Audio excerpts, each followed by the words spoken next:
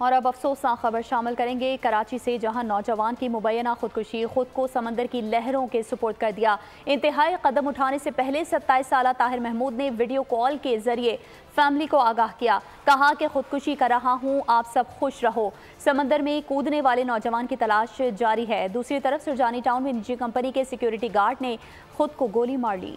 खुदकशी कर रहा हूँ, आप सब खुश रहो। नौजवान ने वीडियो कॉल की और खुद को समंदर की लहरों के सुपुर्द कर दिया। शाह फैसल कॉलोनी के रिहायशी 27 साल ताहिर महमूद ने 2 शादियां की थीं, 2 बच्चों का बाप था। एक बेटी का इंतकाल हो चुका था। वालिद के मुताबिक ताहिर के सीवीयू जाने की इत्तला बहू ने बजरिया फोन दी थी। रेस्क्यू एहलकार ने बताया कि वाक़े की इत्तला मिलते ही मौके पर पहुंचे। रोशनी होने के साथ ही नौजवान की तलाश शुरू कर दी थी। सुरजानी टाउन सेक्टर 70 में भी निजी कंपनी के सिक्योरिटी गार्ड ने अपनी जिंदगी का खात्मा कर दिया। पुलिस के मुताबिक मरने वाले समीर की आसिफ नामी शख्स से तल्ख कलामी हुई थी। मोबाइल फोन पर कॉल आई, जिसके बाद इसने खुद को गोली मार दी।